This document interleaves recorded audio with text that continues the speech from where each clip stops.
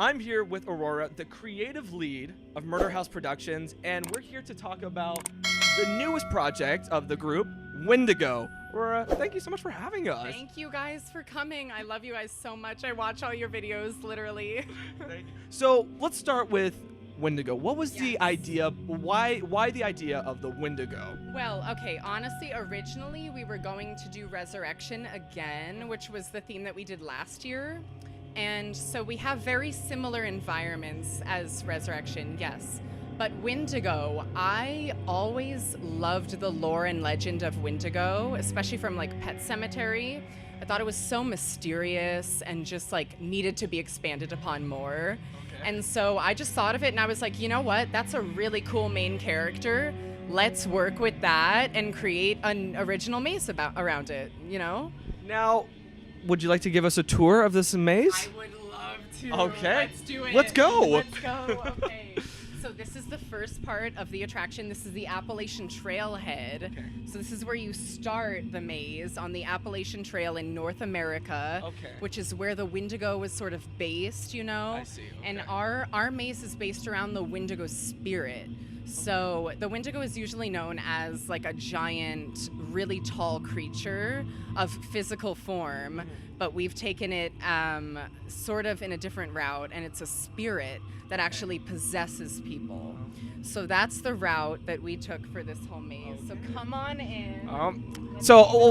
Before that, the symbol right here on the Appalachian Trail, what is the significance of that symbol? That symbol, I basically made that up. Okay. It's a mixture, yeah. It's a mixture of sort of the symbol from like Sinister, if you've ever seen that movie. Okay. Love that symbol of like Bagul, pretty much, mixed with the Windigo. I kind of just drew it like a triangle and put like horns or antlers on it. So I just randomly made it up one night and I was like, you know what? This symbol works. Let's make it into like stick figures, and it's all through our attraction actually. Wow. So yeah, you'll see that inside. Yeah, definitely. So let's go through the first all right. room. It's very narrow. This first room, it's a lot of audio. There's a lot of feasting sounds. That's the main kind of characteristic of the Windigo, is that it feasts on animals and feasts on humans. So in this specific scene, these Windigos are sort of the hunter and gatherers. So they will feast on all the animals and bring them back to the barn scene, which we'll get to later. So in this scene, you see a goat being feasted on by this like demon cat Windigo over here. And then over here we have this looping audio of this Windigo spirit feasting on a deer, of course. Oh, I didn't even see there's a skeleton right here. There's a skeleton of a cat over there. So this is sort of the pet cemetery room. That's what we call it. This is the pet cemetery. And then we move on to the cave. Which is where the Windigo is sort of known to reside mostly in lore. In the lore is in a cave. So we had to put the cave in the maze. It's all made out of paper, actually. Really? So, yeah, can I touch it? You can absolutely touch it. The cave oh my goodness. it's all butcher paper. Oh my wow. Yeah. So we get very crafty here at MHP. So let's go into the cave. Let's go. It's a little bit narrow over here. Yeah, it's very dark and narrow in the cave. Still all paper. Oh, it's all paper, and this is sort of our transition scene into our campsite. Let's go to the campsite. This is probably the most storytelling is in this scene most of all. So we have our, this is where our lead character of the attraction, Claire, is seen. That's her name. And she goes into the woods to sort of hunt the Windigo, but she ends up sort of getting obsessed with the whole lore and legend, and she actually ends up surrendering her soul to the Windigo. So you see her like artifacts and her items on the ground and everything. Oh, and I see the symbol, right? That's the symbol? There's that symbol. So she sort of gets possessed by the Windigo and summons the Windigo to come possess her. And she travels into the deep dark woods with her dog. Oh, so that's why we're hearing the dog. Exactly. You hear the dog sort of, and those like the things kind of inspired sounds. Yeah, so the dog gets possessed actually, and that's the first character that you see in this scene is the dog actually possessed. It's sort of like a werewolf though, you know. It's just a demon version of the dog who actually gets bit by one of the characters in that first scene who's sort of like animals. So that dog gets possessed, and that's the first character that you see right here. Oh my goodness. So it's a very like werewolf-like, obviously, character. So is this a mask, or is this actually a puppeted character? So there's an actor behind there controlling it with their hand, and it's just like we tried to make it as easy as possible to operate the attraction, and for an actor to wear a mask is always very hard for an actor to wear it all night. So I try to put as much puppetry into an attraction as possible. Just so the actors, you know, it's easier on the actors. And you made this from scratch. So this was actually made by our friend Franny, who made this incredible mask, Francisco, who is an incredible makeup artist. He made this as well as a mask that was in our Resurrection attraction. Oh, wow. So he made this, and I altered it a little bit just so it looks different. He made this originally for our Trick or Treat attraction. Oh, wow. At Midsummer Scream. So this was our werewolf. It's much different now. Yeah. I altered it a lot, but so this is our kind of dog character that you see. Oh, wow. And then you head deeper out of the tent into the woods. Oh, and here's the symbol again, but this time... So here's the symbol again, but this time it's on a warning sign. So this sign says dead end, trail end. So the trail ends here. So this is where the Appalachian Trail ends. And it's sort of a warning to not go any further because there's something pretty demonic further in the woods. Oh, and this is also kind of, I see a little bit inspired by... Some of the stick figures inspired by like Blair Witch. Blair Witch, of course. So these kind of appear in the woods as the Windigo is coming out during the full moon. So these stick figures will appear. Wow. And then as you enter this scene, you see the full moon climbing around, and then we have our possessed character that comes out, and she is being possessed by the Windigo. So she is the one that set up the campsite. So this is Claire. This is Claire. And she's possessed by the Windigo. She's surrendered her soul, and she knew that if I don't surrender my soul, I'm gonna be feasted on. And all the Windigo spirits in our attraction sort of act as like a tribe. So they're a tribe of Windigo. There's the hunters and gatherers that get all the dead, and they bring them to the nest, which is actually our next scene that we go to, which is the barn. And this is the biggest facade that we've actually ever done before. And are these vines paper as well? These vines are, they're wire and paper and latex. Yep. So fabricated them all before the whole attraction started. And this is the nest. This is where the Windigos feast. So this is definitely the goriest part of the attraction, smelliest part. And we try to make it as claustrophobic in here as possible. That's definitely, I noticed that. Definitely. There's a lot of stuff hanging and it's very loud. So let's go on into the nest. This character specifically is a crow character. We reused this character from Resurrection, which was in our first scene.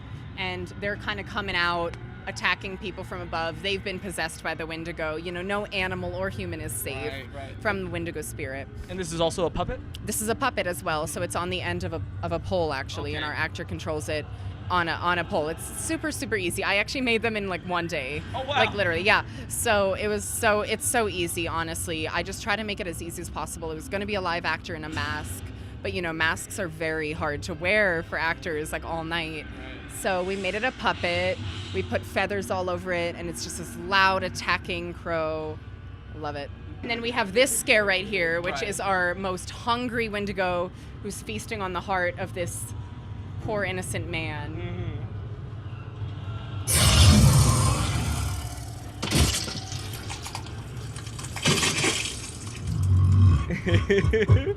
And they laugh too because they love it.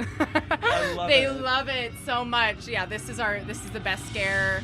Gets everyone all the time. they're out here ripping the heart out of a guy, you know, because they deserve it. So we.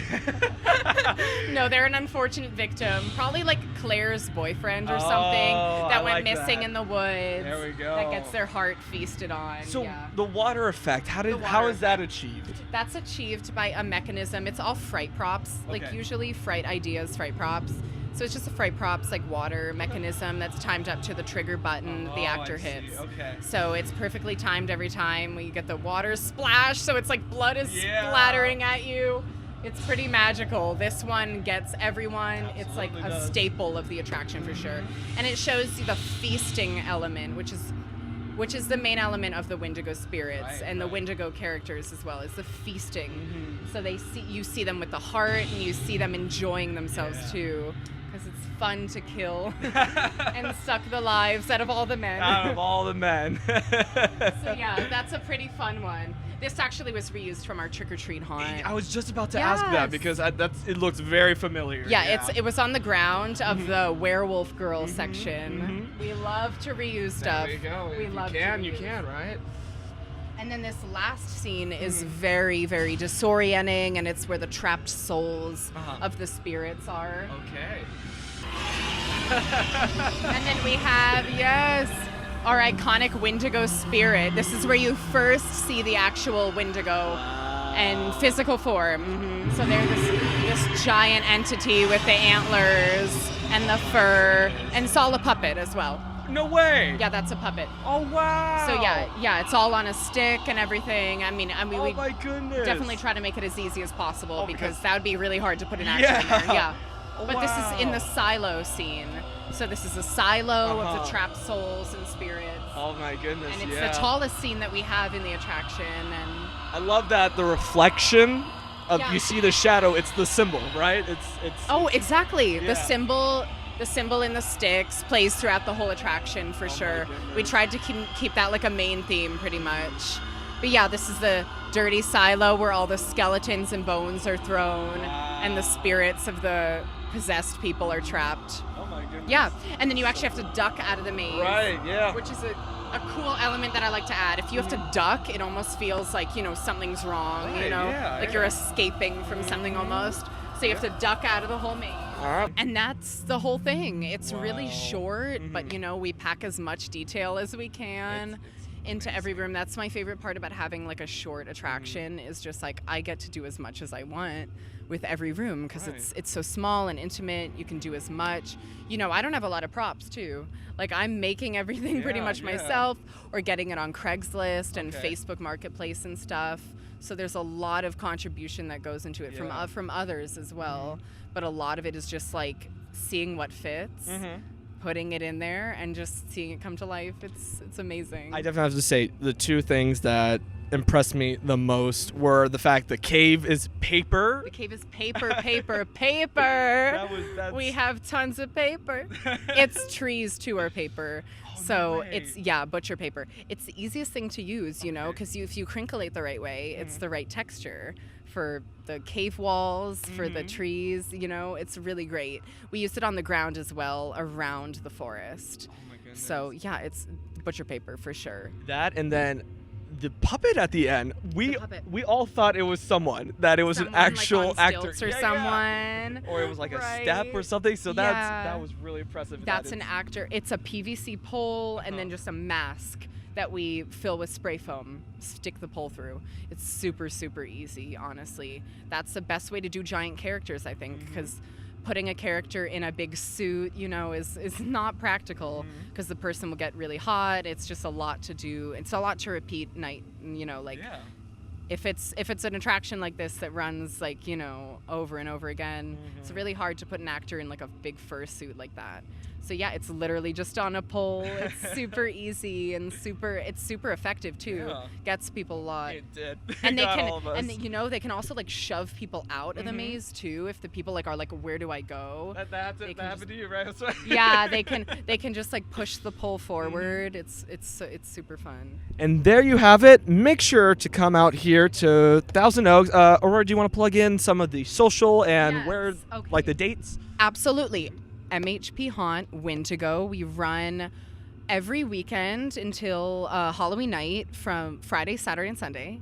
And our social media is MHP Haunt on all platforms, Facebook, Twitter, Instagram, YouTube. And we hope to see you there. We run 7 to 10 on Friday, Saturday, and Sunday. And then Tuesday and Wednesday before Halloween. You heard it here, folks. Make sure to come out. Murder House Productions. You don't want to miss it. You don't want to miss this one. Trust me. And we'll see you all in the next video. Thank you, guys.